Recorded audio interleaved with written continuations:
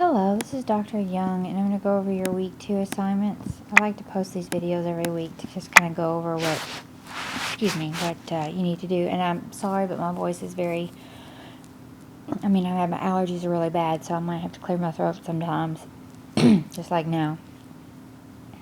I apologize.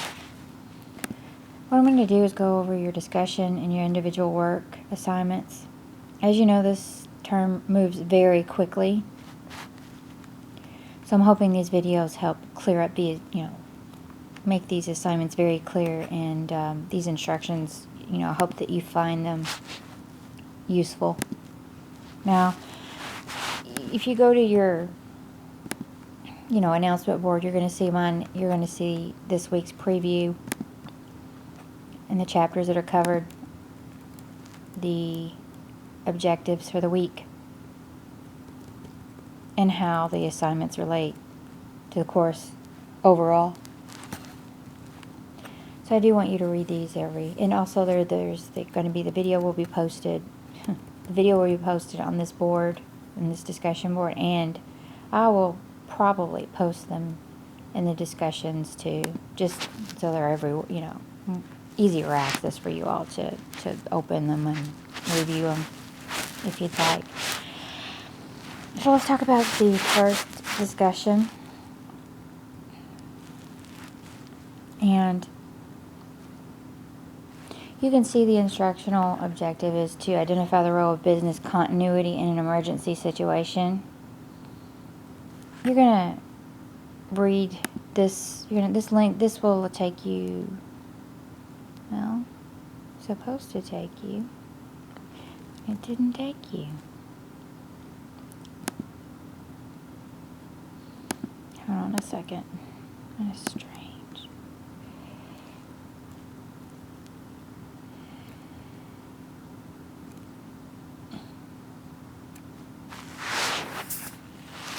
Well, I'm going to talk about the World Trade Center here. I was hoping to get this. There it is. Okay. I might have to search for it. Well, sometimes what happens is the links expire. And when that happens, you kind of have to just search for it.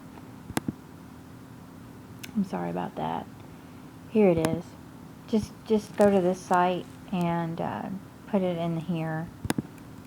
And you should be able to find the World Trade Center article. There it is, Managing Risk After the World Trade Center. So you're going to look for this document and read it, okay? Right here. Just download it. Read this article. Go back to this. And then tell me what type of changes you would introduce to a newly rebuilt World Trade Center.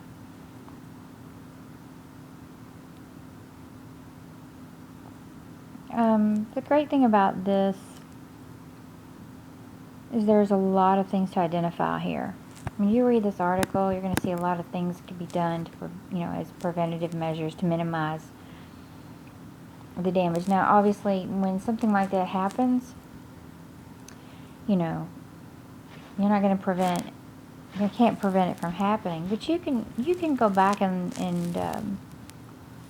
minimize the damage as well as you can. That's really what risk management is just minimizing the damage as best you can before thinking through scenarios and putting some kind of safeguards in place to help, save lives, minimize property damage, corporate assets. That's what I'm looking for. And I'm going to just go over the discussion, which I want you to answer the question thoroughly. I need you to reply to at least 2 posts. You can respond to me or me and another student or 2 other students. It doesn't matter. It's up to you. But please make sure to cite your sources. And you'll need to cite this source. If you're going to talk about what's in this article, you're going to need to cite it. It has a title. It has an author. And you will need to cite it in APA style. It's RMS public. Oops.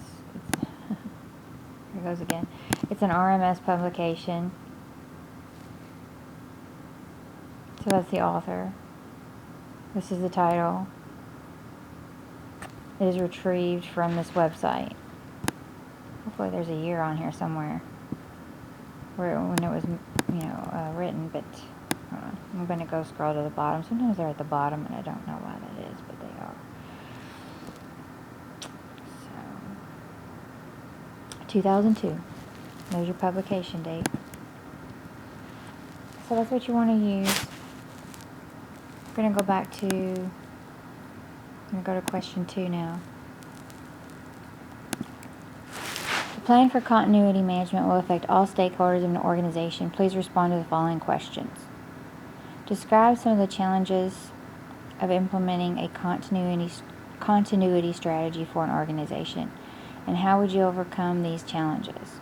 And what risk do you run by not implementing this strategy? So what you're going to do here specifically is the first thing you have to do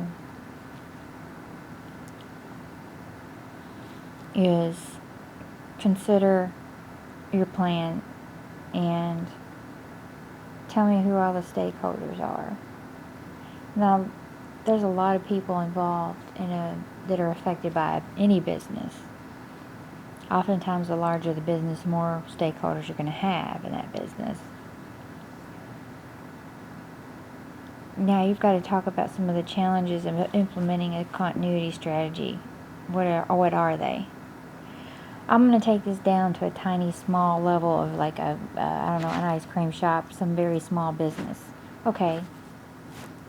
Now, let's say you're preparing for power outages. You're a small outfit. What if your power goes out? What if a thunderstorm comes? What if you have a tornado? You're going to start thinking of, do you have shelter? Do you have a backup generator? Do you have a way of taking payments from customers if there are customers that want to buy ice cream during the storm and the power goes out? Well, what are some of the challenges of doing these things? Well, buying a generator is expensive. Do you have that in your budget? Is there a place to go if there is some kind of tornado warning? Do you have a basement? What if you don't? Do you have a shelter outside? What if you don't? Is it cost effective for you to have something put in there if you're such a small business? So you can see I'm thinking through all the some of the possible scenarios of what can happen, and then the solutions for each, or the preventative measures that you would maybe want to implement for each type of event may not be feasible for you to do. So how can you overcome that? What risk do you run by not implementing one of those strategies? For example, you don't have a basement, you don't have a storm shelter. What's the risk? So you see, that's a very small example. I do want you to kind of take that on a larger scale for a bigger company, though, and kind of think through the possibilities there.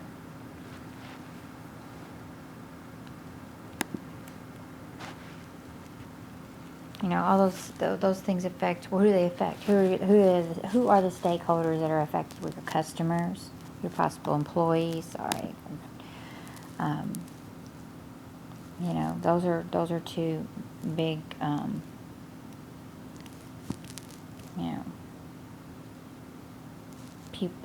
groups of people that could be affected by this weather event. So that's just, again, a tiny, small example that kind of helps you understand what I'm looking for this assignment.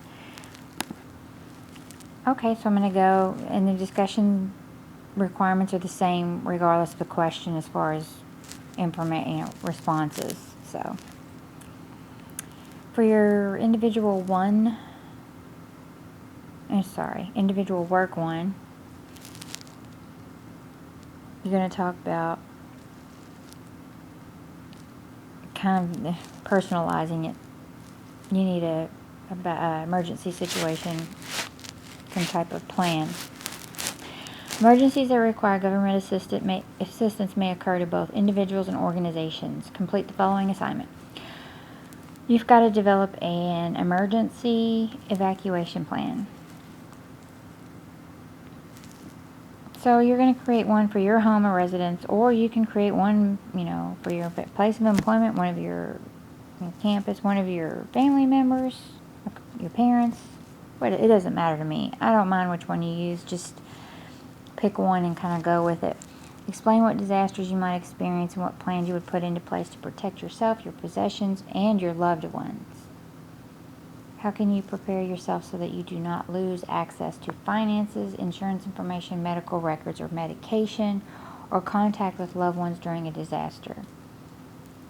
Explain any system or process you use to generate your plan. You can use this FEMA site. I'm going to go ahead and see if I can go over there. Hopefully this link is not broken.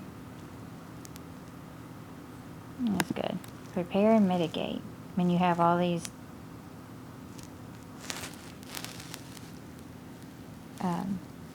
different things here about prepared things you should know. Businesses, homes.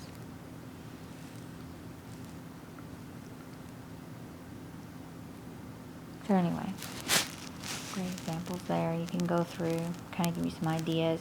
Please do not write.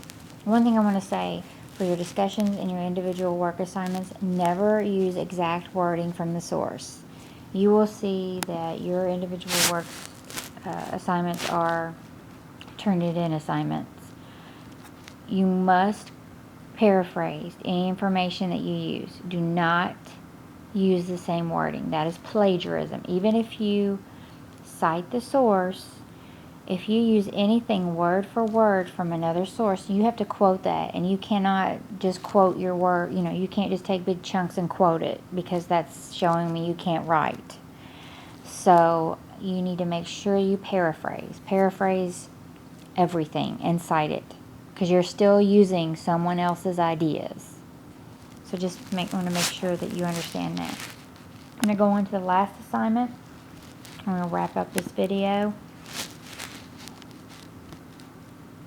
You learned about the importance of having a continuity plan for an organization in your Chapter 5 reading. Please respond to the following questions. So now, after everything, all those other exercises that you've completed, you're going to write you're going to create a fictional company. You can make up whatever type you want. And then you're going to develop a memo to communicate the importance of a business continuity plan to the board of directors. So you need to tell me why this is important for you to have. You've already talked about creating a plan. You've actually created a personal plan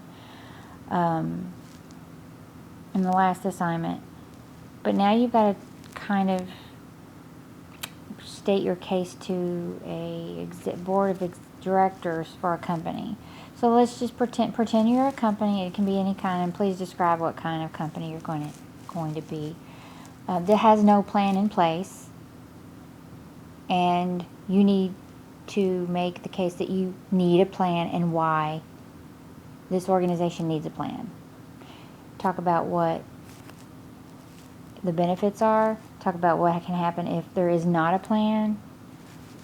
Talk about some of the things that you want to put in place. And make sure it's in memo format, business memo format. You might wonder, what's that? Well, you can Google that and figure out what a business memo format is. I'm going to do that for you, just to help. Business. Okay.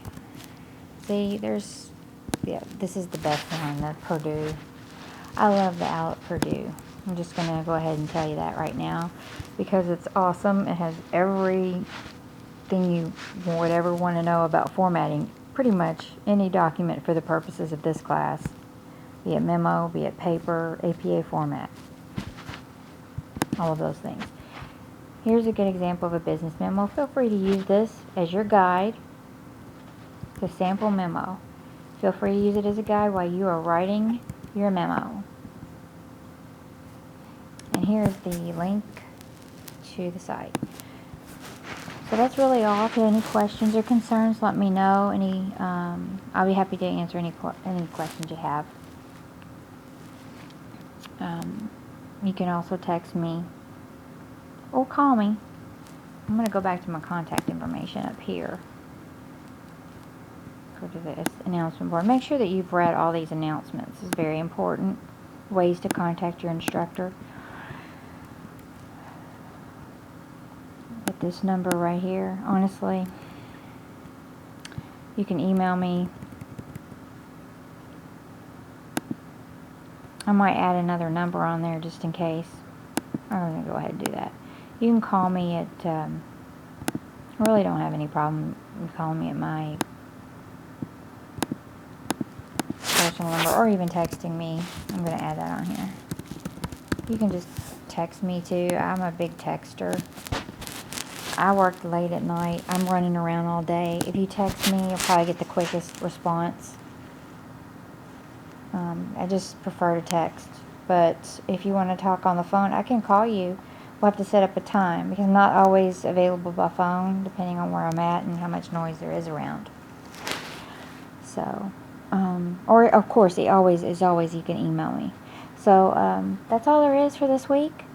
I hope you found this video helpful, and let me know if you have any questions. Thanks. Have a great evening.